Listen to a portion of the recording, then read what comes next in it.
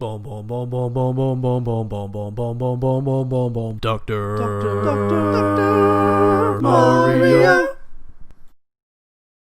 Hey everybody, it's Dr. Mario, and today we're taking a look at the TWS BlackPods Pro.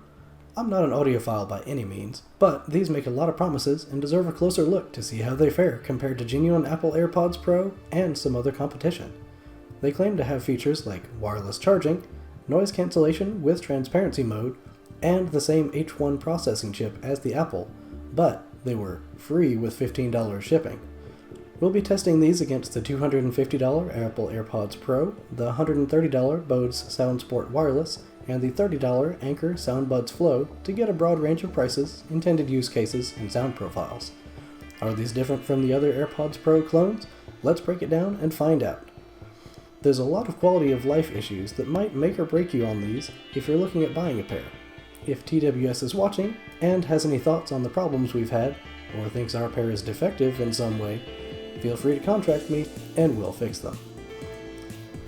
For some background, the wife is an Apple fangirl, but never could justify the cost of real AirPods, and I found a great Black Friday sale, and we found some for under $160.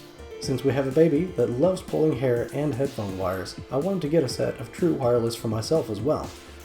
I stumbled across these on a Facebook ad and figured for $15, they're probably at least a tenth as good.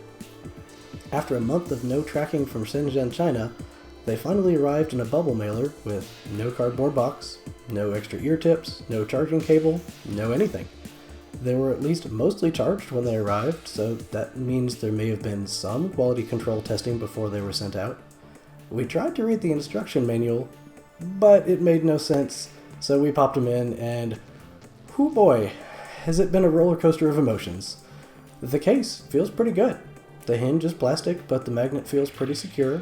The magnets holding the buds in are strong enough to prevent fallout, and the charging contacts seem to connect every time. It weighs about 25% less than the Apple, so it seems they skimped on the battery a bit. We tossed them in on a Samsung wireless charger, and nothing. The Apple lit right up away, and was pretty forgiving on the placement, but the BlackPods are no-go anywhere on the charging pad.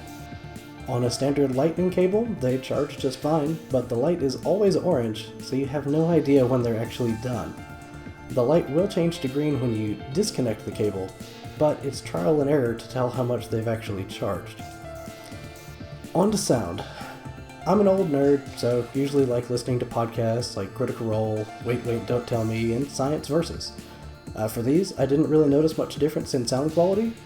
Sound isolation is okay. It's not as strong as the Anker SoundBuds Flow, but stronger than the genuine Apple and the Bose SoundSports. Make a big note that this is isolation, not canceling. These have no active noise cancelling, despite what the description says. The pass-through vent is a sticker like all the other knockoffs. We tested a few songs in particular to emphasize certain features.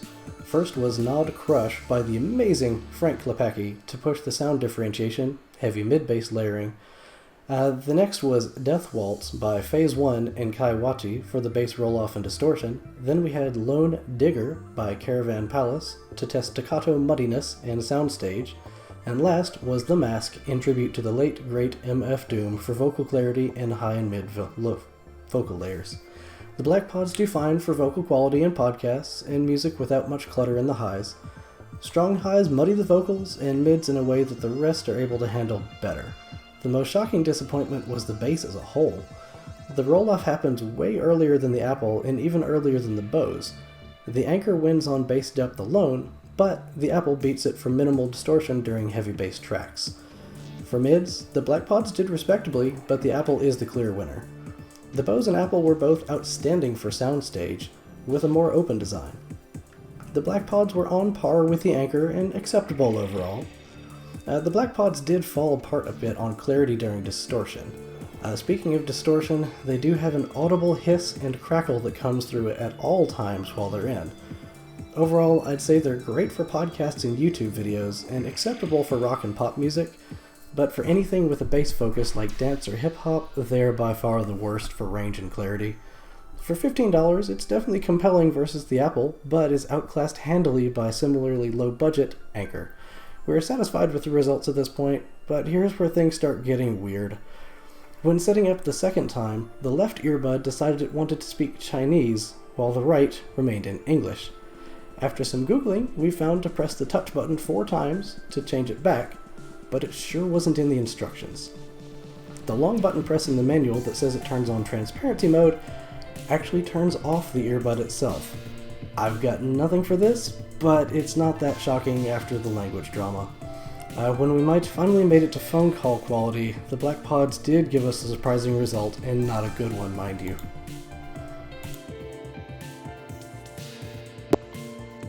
Testing indoors, in a car, and in the wind, every test was barely audible consistently. The other caller always reported that it sounded like I was far away and had something covering my mouth. The proper reviewer terminology would probably be something like muffled distortion with crackles and pops, low voice pickup sensitivity, and high background noise pickup. This is the biggest letdown for me, since most of my headphone usage is when doing work and talking on phone calls while using my hands. We tried multiple recipients and multiple phones, all with the same result. If you're willing to just listen to music or podcasts, the BlackPods might do okay for you, but having to take them out every time for phone calls makes it hard for me to use as daily driving. As for quality of life features, they're hit and miss. The buds and case are easy to handle, and everything fits together well. The touch buttons are sensitive enough and respond to start, stop, on, off, and skip track presses. I was shocked that the fitment in my ears was better than the Apple AirPod Pro. The genuine AirPods tend to slowly work themselves out while I'm talking or moving. The hard plastic of the BlackPods and the AirPods, though, both start to hurt after about 30 minutes to an hour of wear due to some pressure points, but the rubber tips on both felt fine. The Bose and Anchor are both more comfortable for long-term wear, but they have a cable to store the battery, and they have a soft contact point. One pretty major gripe is on an Android phone. When taking them out, it always tries to turn on the Google Assistant. I've turned off the Assistant several times since, and I don't use it much anyway, but it still pops up a notification telling me to turn on the feature every time I take the earbuds out of my ears. If anyone out there knows how to fix this, feel free to leave it in the comments, since it's driving me up the wall. Overall, what do you think? For me, they're great for podcasting and acceptable for the price. If you can get the Anchor on a good sale, I'd say they win on all fronts, except for the convenience of being true wireless. Are they as good as the Apple AirPods Pro? Not even in the same ballpark. Are they good for $15? There's a lot of quality of life problems, but it depends how much you're willing to sacrifice for the budget. Let me know what you think in the comments below, and suggest content for future videos. Thanks for watching.